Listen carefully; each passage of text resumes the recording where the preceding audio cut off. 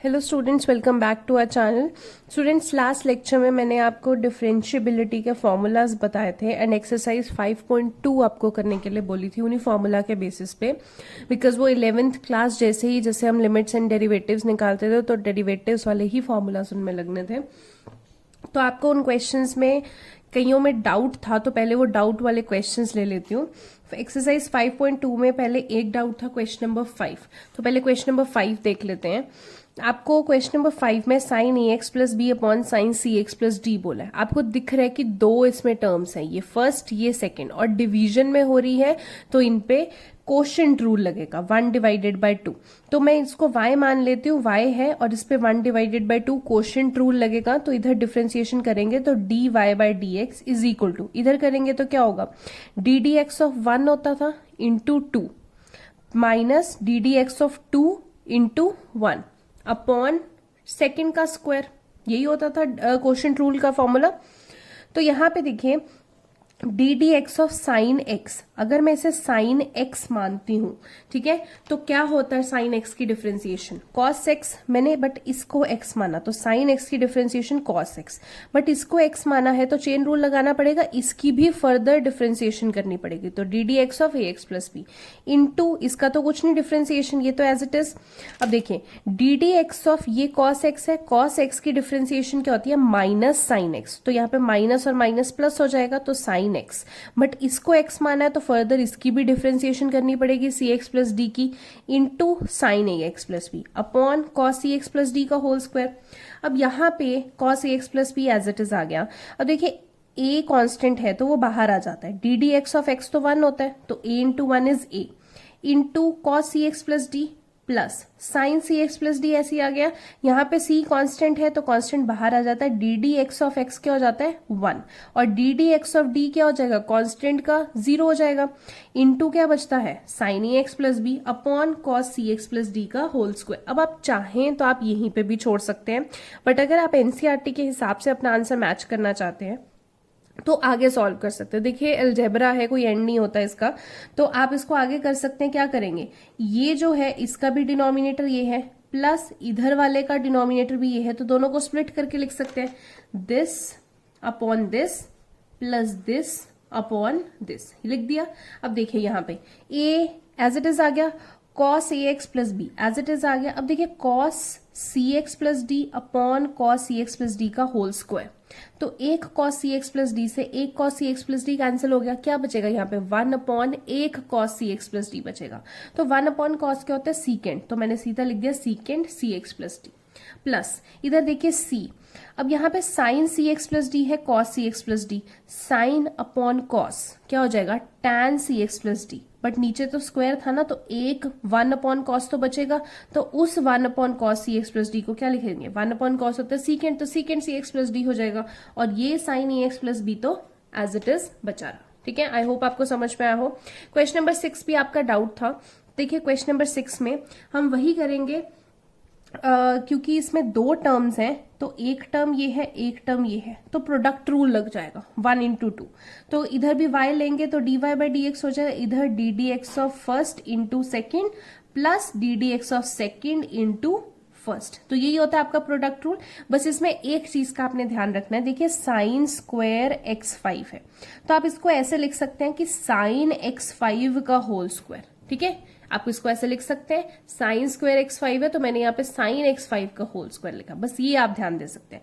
तो सबसे पहले D D x of cos x, अब देखिए यहाँ पे ये कॉस एक्स माना है तो कॉस एक्स की डिफरेंशिएशन तो होती है minus sign X, but x तो क्या है एक्स क्यूब, तो फर्दर चेन रूल लगाना पड़ेगा, यानी कि D D x of x cube भी करना पड़ेगा इनटू, इसकी तो कोई डिफरेंशिएशन नहीं है एज इट इज प्लस।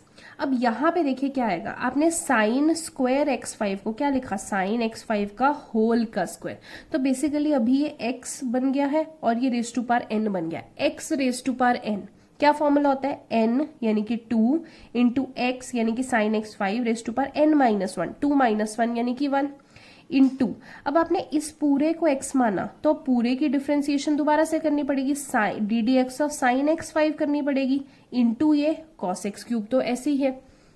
यहाँ पे माइनस साइन एक्स क्यूब आ गया, 3x क्यूब की डिफरेंशिएशन क्या हो जाएगी 3x square into sine x x5, यहाँ पे x raise to power n का फॉर्मूला लगना है, प्लस 2 साइन x5 हो गया। इधर देखिए D D x of sign x की डिफ्रेंसिएशन क्या होगी, cos x, बट x किसको माना, x5 को, फर्दर x5 की डिफ्रेंसिएशन भी करनी पड़ेगी, तो वो क्या आ जाएगी आपकी 5x4 into cos x cube. ठीक है, तो आपके पास ये आ गया।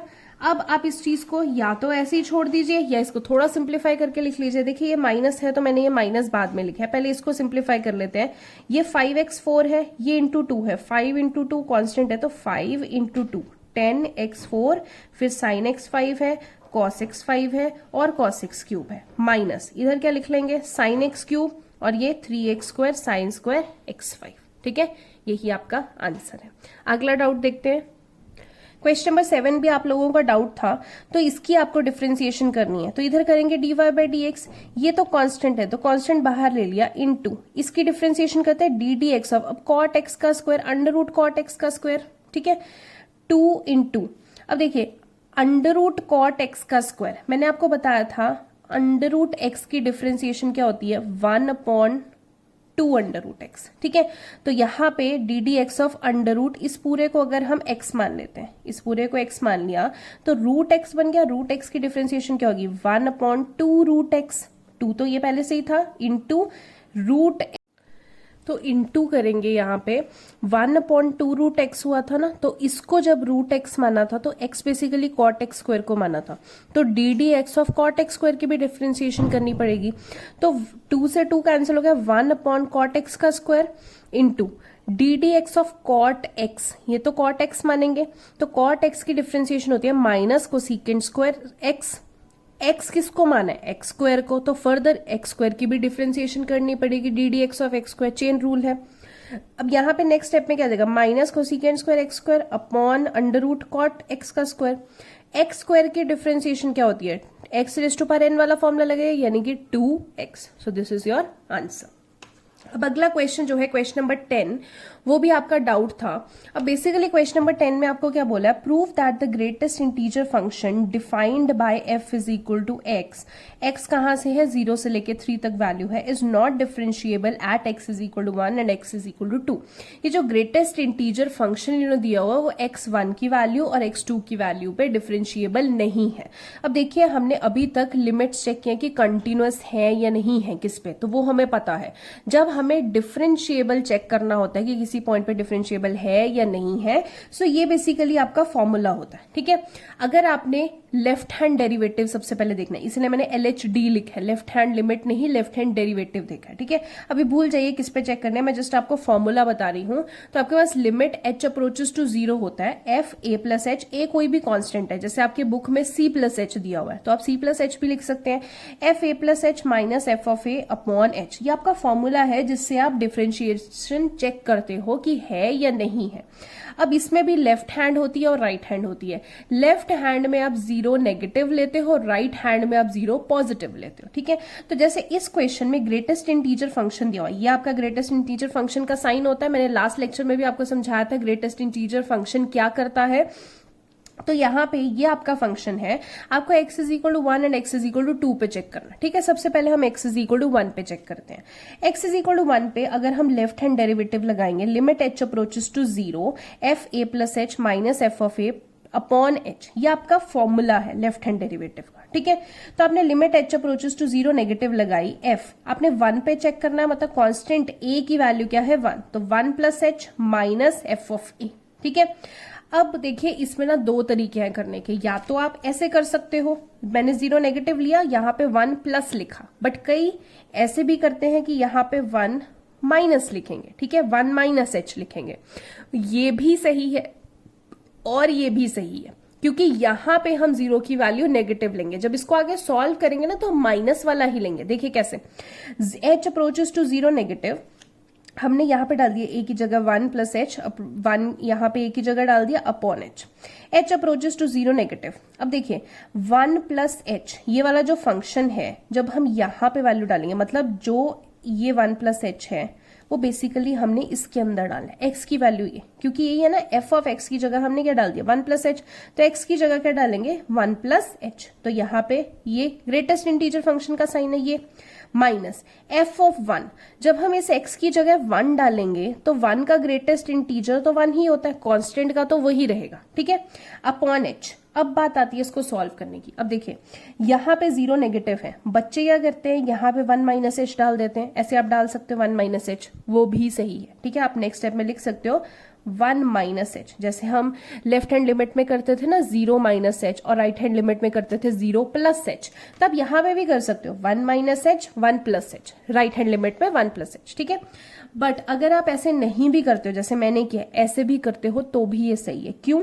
आपने लेना 0 नेगेटिव ही है, आप यहाँ पे 1 प्लस एच कर रहे हो, बट आप लोगे 0 से कम ही, मतलब 1 में से 0 से भी कम माइनस हो रहा है, मतलब 1 में बहुत ही मिनिमम माइनस हो रहा है। अब देखिए 1 में जब कुछ माइनस होगा तो वो 0 पॉइंट समथिंग आ रहा है आपके पास, ठीक है, 0 पॉइंट समथिंग आ रहा है, तो हम ग्रेटेस्ट इंटीजर फंक्शन क्या कहता है कि जो लोअर लिमिट वाली वैल्यू होती है वो लेना है। तो 1 में से जब माइनस करेंगे तो 0 पॉइंट समथिंग है, बेसिकली 0 एंड 1 के बीच में आ रहा है, तो लोअर लिमिट क्या हुई 0। तो इसमें से जब हम कुछ माइनस करेंगे यानी कि 0 नेगेटिव हम ले रहे हैं, तो लोअर लिमिट क्या होगी 0, क्योंकि ये ग्रेटेस्ट इंटीजर फंक्शन का साइन है, -1 अपॉन एच, ठीक है। अब देखिए अब इसको हम डाल देंगे 0 माइनस 1 इज -1, -1 अपॉन, जब h की वैल्यू क्या डाल देते हैं यहाँ पे 0, -1 अपॉन 0, आपका आंसर क्या आ जाएगा इन्फिनिटी, ठीक है। ये आपके लेफ्ट हैंड डेरिवेटिव का आ गया, ओके। राइट हैंड डेरिवेटिव क्या है, limit h approaches to 0 positive, formula तो वही है, 0 पॉजिटिव लिया, ए की जगह क्या डालना है 1 प्लस एच, ये ग्रेटेस्ट इंटीजर फंक्शन -1। अब देखिए यहाँ पे 0 पॉजिटिव है, मतलब h की वैल्यू आपने 0 से ज्यादा डालनी है, तो 1 में कुछ आपने प्लस करना है, जो प्लस करना है वो बहुत ही मिनिमम चीज प्लस करनी है, तो 1 में कुछ प्लस करेंगे तो 1 पॉइंट समथिंग आपके पास आएगा, जो 1 पॉइंट समथिंग आ रहा है वो 1 एंड 2 के बीच में है। तो इन दोनों की लोअर लिमिट, जब हम ग्रेटेस्ट इंटीजर फंक्शन निकालते हैं तो लोअर लिमिट क्या होती है, लोअर लिमिट ये 1 है, तो इस चीज का आंसर क्या आएगा बेसिकली 1। तो अगर हम इसको सॉल्व करेंगे तो 1 माइनस 1 आ जाएगा, अपॉन नीचे h ही चल रहा है। अब देखिए लिमिट हम बाद में डालते हैं, जो h की वैल्यू है वो बाद में डालते हैं, पहले हम ऊपर सॉल्व करते हैं, जो कांस्टेंट है वो सॉल्व करते हैं, क्योंकि कई केसेस में आप देखो कि हमें h की वैल्यू डालने की जरूरत ही नहीं पड़ती, बिकॉज सीधा ही हम कांस्टेंट सॉल्व कर देते हैं, होता है ना ऐसा। तो रूल यही होता है कि पहले आप कांस्टेंट्स को सॉल्व करो, फिर आप h की वैल्यू देखो कि आपको जरूरत है या नहीं है, ठीक है। तो यहाँ पे 1 माइनस 1 ये सीधा ही 0 बन गया, अब आपको h का जरूरत है ही नहीं, तो 1 माइनस 1 0, इसका आंसर 0 आएगा। कई बच्चे इसको 1 अपॉन, आपने देखा 1 माइनस 1 0, ये भी 0, ये तो आपने इन्फिनिटी कर दिया, नहीं करना ऐसे, आपने सिर्फ कांस्टेंट देखना है कि 1 माइनस 1 0 बन गया, ओके, इसका आंसर सीधा 0 है। अगर यही आप लेफ्ट हैंड डेरिवेटिव में देखें तो यहाँ पे आपके 0 माइनस 1, तो मैंने जब कांस्टेंट सॉल्व किया 0 माइनस 1 इज -1, ठीक है, -1 आया। अब मैं नीचे वैल्यू डाल रही हूं 0 की, ओके। उसमें क्या हो रहा है कि सीधा 1 माइनस 1 0 जा रहा है, तो सीधा 0 हो गया, अब आपने लिमिट देखने की जरूरत नहीं है। तो अब आप देखें लेफ्ट हैंड डेरिवेटिव का वैल्यू जो है वो इन्फिनिटी आ रही है, राइट हैंड डेरिवेटिव की वैल्यू क्या आ रही है आपके पास 0, तो 0 is not equal to infinity, तो 0 और इन्फिनिटी बराबर नहीं है, left hand derivative is not equal to right hand derivative, therefore this function is not differentiable at x is equal to 1, ठीक है। x इज इक्वल टू 2 भी समझ लेते हैं, आपको और अच्छे से समझ में आ जाएगा। आपने limit h approaches to 0 negative डाला, ये आपका फॉर्मूला है। अब a की जगह आपने क्या डालना है 2, f2 प्लस h डाला, माइनस a की जगह आपने 2 डालना है, ठीक है। अब f2 प्लस h, अब देखिए जब इसको f2 प्लस h डालेंगे तो आपके पास क्या है, ग्रेटेस्ट इंटीजर फंक्शन है, x था तो x की जगह आपने h2 प्लस h डालना है, बट यहाँ पे क्या है 0 नेगेटिव, मतलब 2 में से अब h जो है वो बहुत कम जो है, 0 के क्लोज टू h है, उतना आप माइनस करेंगे, मतलब 2 में से आप कुछ माइनस करने वाले हैं, ठीक है। तो माइनस करने वाले हैं तो वो 1 पॉइंट समथिंग आएगा, अब 1 पॉइंट समथिंग का मतलब है वो 1 एंड 2 के बीच में आएगा, तो लोअर लिमिट क्या है अभी 1, तो यहाँ पे f2 प्लस h की वैल्यू क्या आ जाएगी 1, माइनस f ऑफ 2, मतलब जो आपका था यहाँ पे फंक्शन क्या है x, इसकी जगह डाल दिया 2, तो 2 का ग्रेटेस्ट इंटीजर फंक्शन तो क्या होता है 2। Upon H. अब 1 माइनस 2 क्या हो जाएगा, -1। अब -1 आ गया अपॉन एच। अब मैं 0 डालूंगी क्योंकि 1 -1 अपॉन एच, जब यहाँ पे 0 डाल देंगे तो -1 अपॉन 0 क्या हो जाएगा, इन्फिनिटी। अगर मैं राइट हैंड डेरिवेटिव देखूं तो h अप्रोचेस टू 0 पॉजिटिव, ये आपका फंक्शन है, a की जगह आपने 2 + h डाल दिया, 2 + h। यहां पे जब 2 + h डाला तो ये आपका ग्रेटेस्ट इंटीजर फंक्शन है 2 + h। f ऑफ 2 की वैल्यू तो 2 ही आएगी, 2 + h। अब यहाँ पे चाहे ना तो ये एक और स्टेप ऐड कर लीजिए, यहाँ पे f ऑफ 2 + h डालेंगे तो 2 + h आएगा और माइनस ये आपका 2 आएगा अपॉन h। ठीक है, यहां पे जब 2 + h है तो अब बेसिकली आप 0 प्लस कर रहे हैं, मतलब 2 में कुछ प्लस करेंगे। देखिए 2 में कुछ प्लस करेंगे तो वो 2 पॉइंट समथिंग आएगा। 2 पॉइंट समथिंग का मतलब है कि 2 और 3 के बीच में आ रहा है, तो फिर से लोअर लिमिट क्या होगी, 2। तो यहाँ पे 2 + h की लोअर लिमिट क्या होगी, 2 माइनस इधर से 2 आ गया। अब 2 - 2, सबसे पहले कांस्टेंट को सॉल्व करेंगे, 2 - 2 इज 0। अब ये सीधा 0 आ गया, हमें h वाली लिमिट डालने की जरूरत ही नहीं पड़ी।